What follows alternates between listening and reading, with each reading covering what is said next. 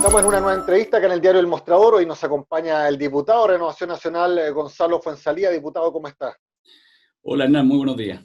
Diputado, hoy día tenemos un Consejo General, no sé si llamarlo atípico, pero sí con alta concentración hoy día en Renovación Nacional.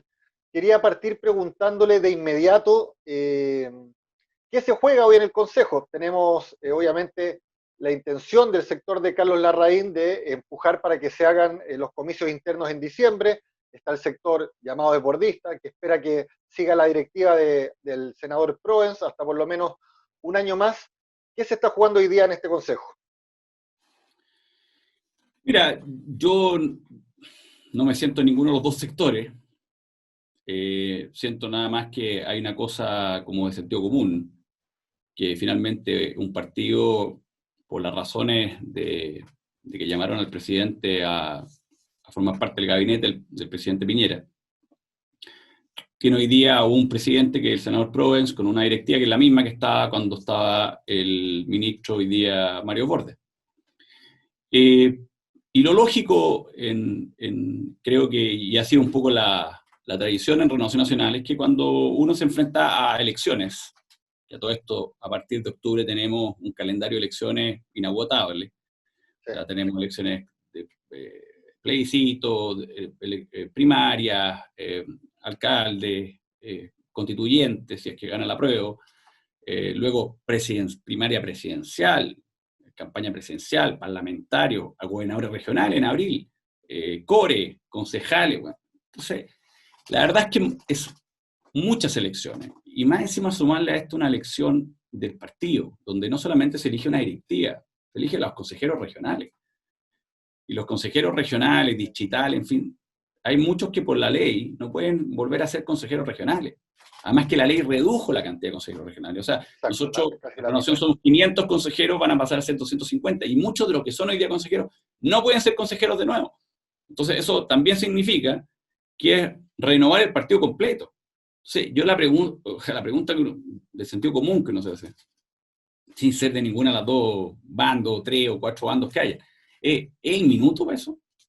Donde estamos con una franja ya funcionando en lo que se refiere a la elección de un plebiscito, para ver si hay nueva o no constitución. Entonces, yo creo que no es el minuto para hacer elecciones en este caso. Y creo que lo más aconsejable, que es lo que la tradición de renovación ha tenido, es que se haga una vez que terminen las elecciones presidenciales, y ahí se elija una nueva directiva y empieza un nuevo ciclo, porque va a venir un nuevo gobierno, viene un nuevo parlamento, bueno, vienen muchas cosas nuevas, entonces yo creo que es el momento de hacerlo. Yo me inclino más por postergar esto, y claro, hay un grupo de personas que quieren ahora ya, y han un poco tensionado este tema para que haya una decisión a lo que ellos quisieran que sea ahora en diciembre. Yo creo que no sé si responsabilidad, pero una cosa que yo creo que no va con lo que hoy día estamos viviendo como país y lo que necesitamos como partido, como político, hoy día estar concentrados, que son en las elecciones, en las propuestas, en los debates, en las reflexiones, en eso. Oiga, diputado, ¿y qué opina de la tesis de Carlos Larraín respecto de que se necesita una directiva electa por los militantes y no ratificada para poder navegar de mejor manera durante estos 2 años electorales? O sea, la directiva que está hoy día es una directiva elegida por los militantes. La gente votó por Mario Desbordes como presidente de una directiva. Y esa directiva obviamente es la misma directiva que estaba con Mario Desbordes. De hecho, Rafa Provence era el vicepresidente, por eso pasó Sí. a ser presidente. O sea, de alguna manera los militantes de Renovación Nacional votaron por esta directiva. No sé, no recuerdo que haya sido de otra forma. Oiga, diputado, ¿qué interpretación le da usted a esta arremetida de Carlos Larraín? ¿Qué hay de fondo? ¿Qué es lo que busca el ex senador, el expresidente? Yo tengo el mayor respeto y aprecio por Carlos Larraín. Yo nunca voy a hablar mal de Carlos Larraín ni voy a cuestionar lo que él quiera hacer, porque todos tenemos legítimas aspiraciones de hacer cosas distintas y decir lo que queramos decir. Eso es incuestionable. Y yo creo que él tiene una visión del partido y tiene una visión de lo que debiese ser el discurso del partido, que quizás va muy acorde cuando él era presidente, y bueno, en su legítimo derecho como militante, y con la prensa que tiene, lo ha hecho público y ha tenido cobertura, en fin. Y quizás él ve con preocupación que ciertas personas estén hoy día en la directiva y no quiere que eso se perpetúe, no quiere que tengan ellos sean los que finalmente definen los candidatos. Y bueno, esa cosa de la política que a mí la verdad no me apasiona mucho, pero que existe y que obviamente que él en esa preocupación cree que es importante que haya elecciones ahora. Pero bueno, finalmente Renovación Nacional es un partido democrático, para mi gusto el más democrático a nivel de la política, porque siempre tuvo una elección de un militante un voto, cosa que no tenía ni el Partido Socialista, ni la U, ni nada. Hoy día lo están teniendo por ley, pero acordémonos que todos lo elegían un sistema de consejeros, de comité. Bueno, Renovación Nacional siempre fue un militante un voto, y fueron elecciones de verdad. Entonces, es un partido democrático y finalmente esta decisión la van a tomar los consejeros el día de hoy, si se posterga o no se posterga, la elección de todo, no directiva, de consejero, en fin. Sí. Democráticamente lo van a votar y bueno, será lo que las bases digan. Yo espero que mayoritariamente tengan la visión que tengo yo y no hayan elecciones ahora y que se posterguen para el próximo año, que creo que es lo más aconsejable para el partido. Diputado, se lo pregunto de otra manera. ¿Qué cambia en caso de que se cumpliese el cometido que busca Carlos Larraín? Uno, que se hagan elecciones en diciembre, y dos, que eventualmente ganara su lista en el partido. ¿Qué cambia? Bueno, es como política ficción eso, pero en el caso que se produjese, bueno, hay elecciones en diciembre, bastante difícil de hacer una elección en esta época, donde las reuniones no se pueden hacer, sería una campaña bastante especial, pero bueno, si se hiciera una campaña, yo espero que hayan listas que representen distintas sensibilidades, distintas miradas en una elección. A mí, yo no soy muy partidario y cada vez menos de estas listas de consenso. Porque estas listas que es un poco lo que empezó a operar en Renovación Nacional en el último tiempo. Es como, oye, no nos peleemos, pongámonos de acuerdo, un cupo para ti, un cupo para mí, y eso finalmente termina lo que termina estos problemas. Las listas, yo en eso creo que la UDI lo ha hecho mucho mejor. O sea, aquí hay que enfrentarse, ¿no? O sea, que hay visiones y proyectos distintos, porque Renovación Nacional es un partido, el partido más grande, un partido popular, es un partido que recoge distintos tipos de personas. Hay gente de la LID, hay empresarios, hay pymes, hay gente de los sindicatos, hay profesores, hay gente joven, hay diversidad sexual, hay diversidad social. O sea, es un partido bastante diverso y por eso que la misma composición de los diputados muchas veces no estamos de acuerdo entre nosotros. Hay votos dispares, siempre Renovación Nacional dice, oye, que es un partido no disciplinado. No, es que es un partido diverso. Y un partido que representa un poco lo que es Chile. No quiero descalificar al resto de los partidos, pero es un partido diverso y que es un partido de centro-derecha aparte, ¿no? Un partido de derecha. Y eso de repente es lo que yo siempre lo he planteado, digo, es que nosotros no somos la UDI. O sea, no nos pretendan convertir a Renovación Nacional en la UDI, porque finalmente para eso tengamos un solo partido de derecha y que seamos todos un solo partido. No. Por algo existe la UDI, por algo existe Populi, por algo existe Renovación Nacional, incluso existe un partido de formación que ya está a la extrema de la derecha.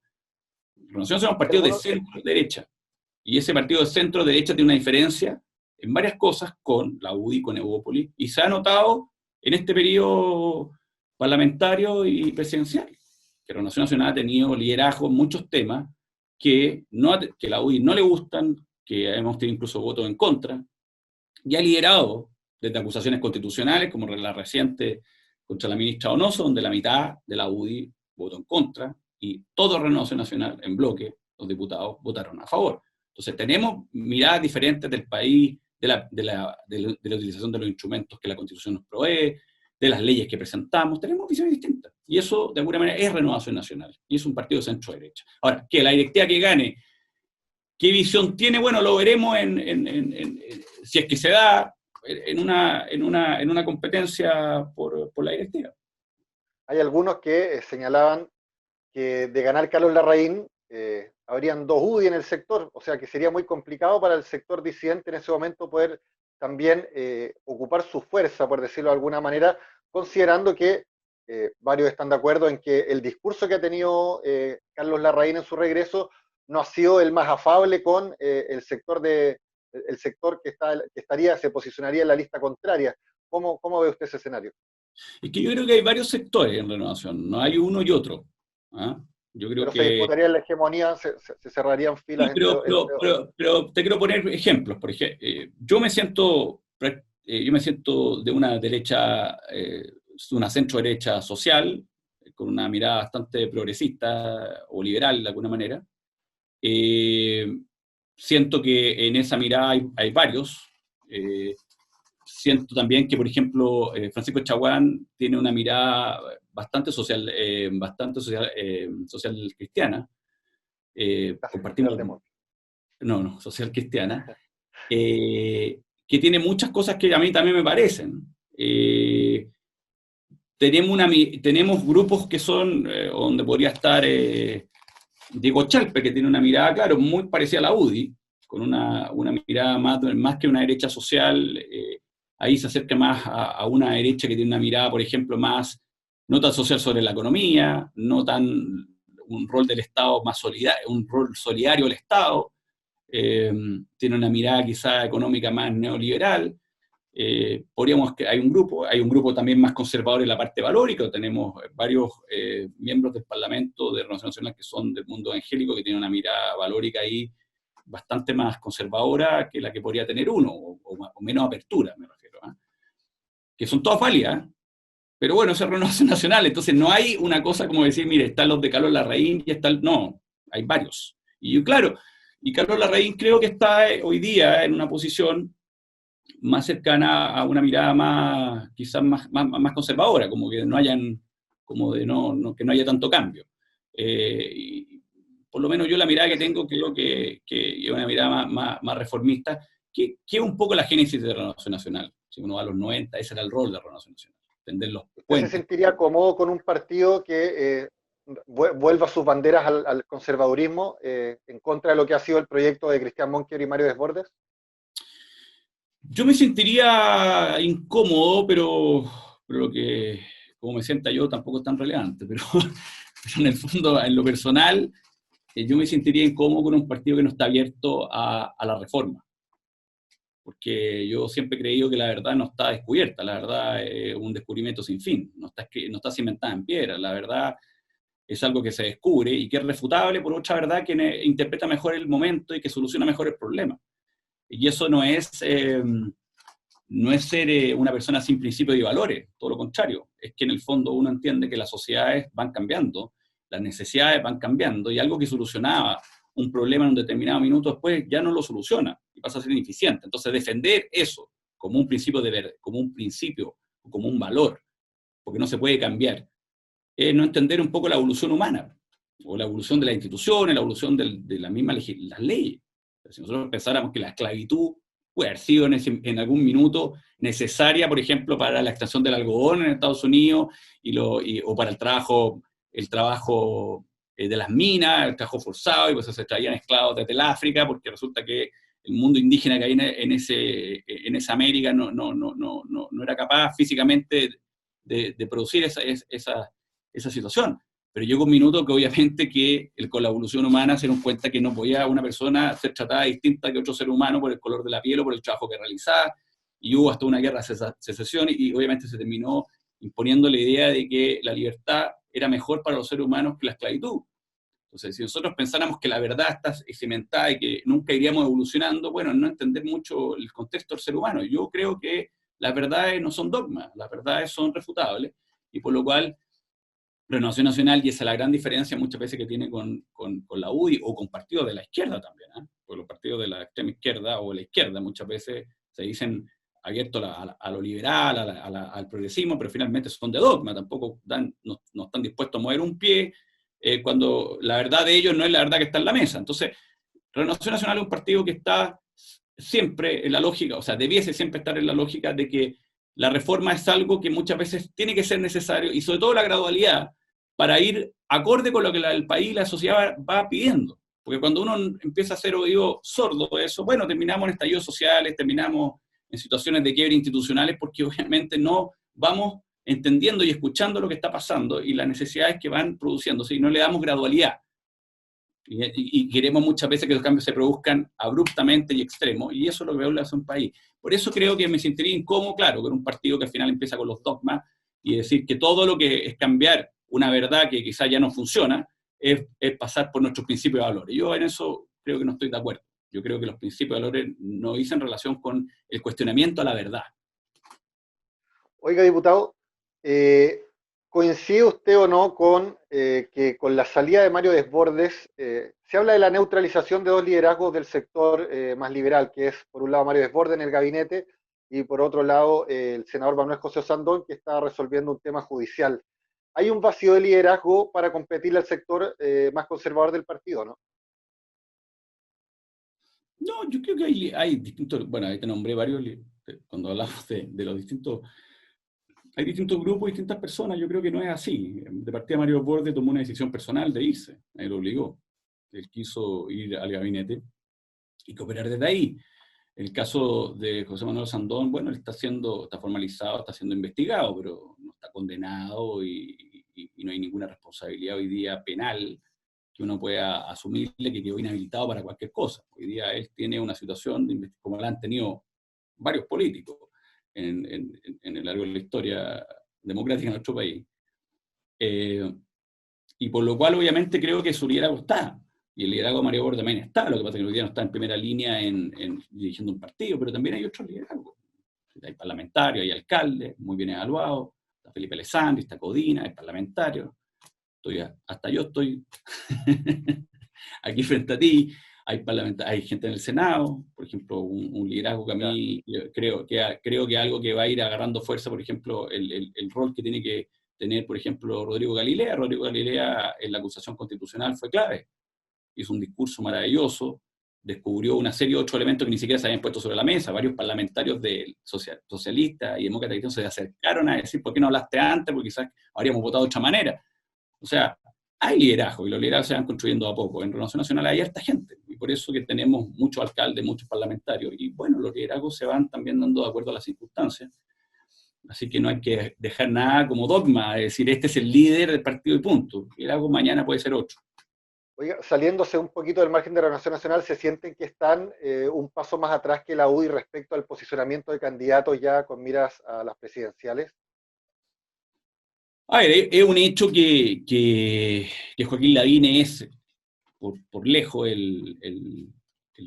se podría decir, el candidato de un sector, de nuestro sector. ¿Ah?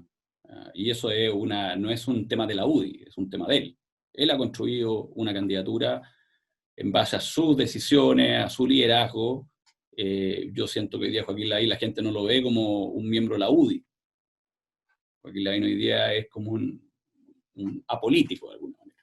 Es un alcalde que tiene un discurso bastante transversal, que soluciona problemas, que más que enfrentamiento trae soluciones, que es la política, creo, ciudadana, que a la mayoría de los chilenos le interesa. Que no le interesa que uno esté peleando por pelear o que al final imponiendo su idea.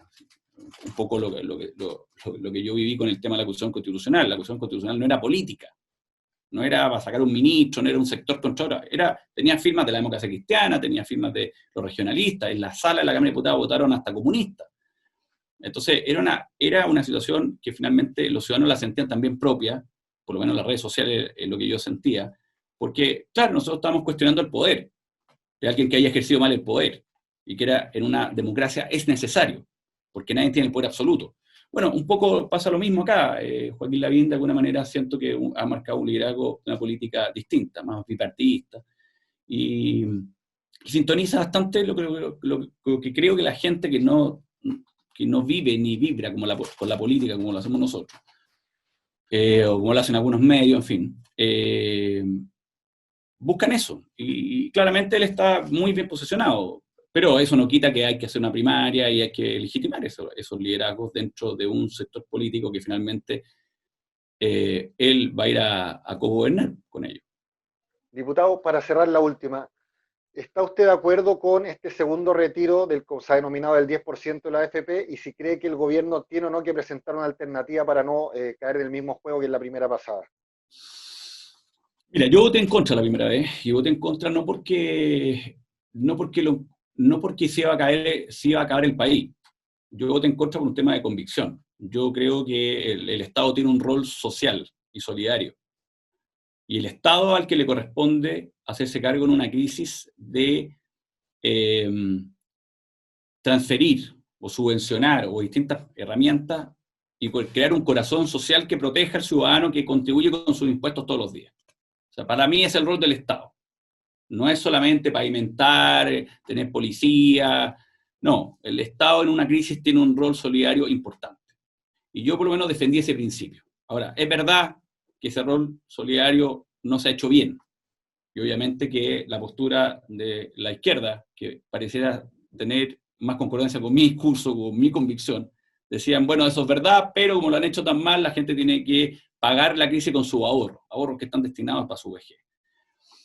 Ahora, bueno, la situación, el producto de esta votación que se ganó, vino un retiro que se ha ido realizando, entiendo, bastante bien, a pesar que ha tenido problemas, lo que demuestra que a veces el sector privado funciona mejor que el sector público en estas transferencias, en fin. Se pudo también avanzar gracias a ese retiro con el tema de las pensiones de alimentos, sí.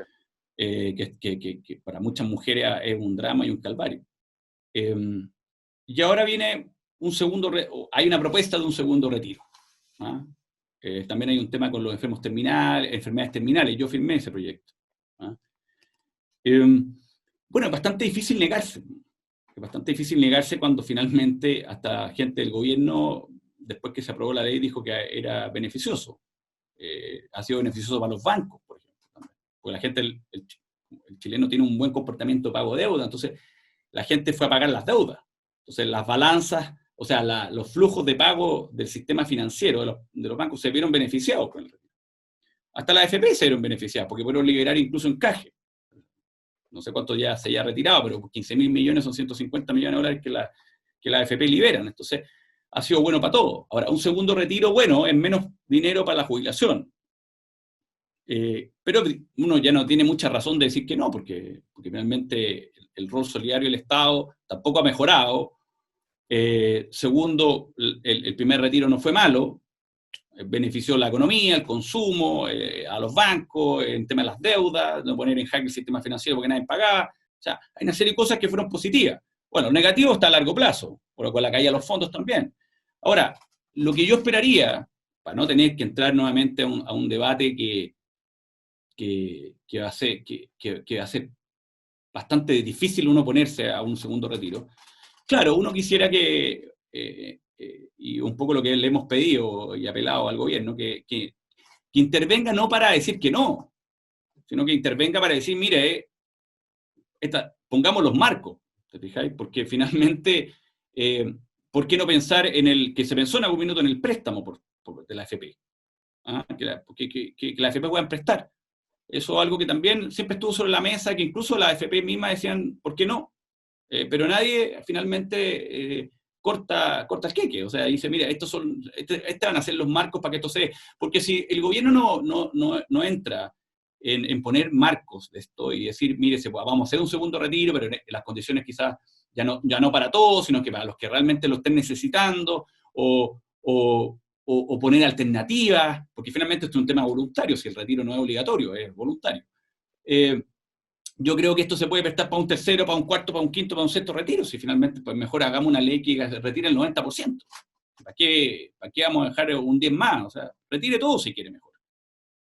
Yo creo que ahí es necesario un poquito más, no te quiero decir de sacarle el poto a la jeringa y no ver este tema, no, veámoslo, pero pongámonos de acuerdo que mañana no va a ser un tercero y un cuarto, sino que hagamos una definición. O sea, hagamos una definición, digamos, mira, un segundo retiro, o un tercero, un cuarto, un quinto, pero estas son las reglas para que en el fondo las consecuencias posteriores, que hoy día nadie las ve, también tengan una solución.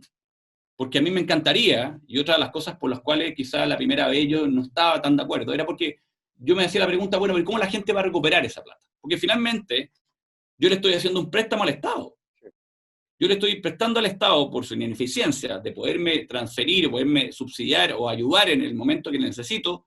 Resulta que yo con mis ahorros le estoy haciendo un préstamo al Estado. Entonces la pregunta es, bueno, ¿cómo me lo va a pagar el Estado? ¿Cómo lo van a volver? ¿Van a haber una reforma tributaria donde se le va a volver ese fondo que yo saqué para mi vejez, para que vuelva a mí? Bueno, no hay ninguna respuesta sobre eso. Entonces a mí me encantaría, por ejemplo, un segundo retiro, ya, pero ¿cómo vamos a volver esos 15.000, 30.000 millones? ¿Cómo se lo vamos a volver a las personas que lo ahorraron para su vejez? Si solucionamos ese tipo de problemas y nos ponemos de acuerdo y tenemos un diálogo en democracia, democrático, para lo mejor para las personas, yo creo que ¿quién va a querer negarse a eso? Yo creo que a mí me gustaría que, y ahí el gobierno tiene que jugar un rol súper importante. O sea, el negacionismo acá yo creo que no es la manera de que nos entendamos y no ha funcionado. Y ya tenemos varias experiencias de proyectos de ley que han terminado siendo tramitados rápido y finalmente no es la lógica de que un país, una democracia, tiene que funcionar, sino que tiene que funcionar en que todos tenemos que involucrarnos, porque tenemos que darle respuesta a la gente. O sea, no podemos decir aquí no y no. Eso por lo menos es lo que yo creo. Diputado, le damos las gracias por haber estado con nosotros. Vale, que estén muy bien. Muchas gracias.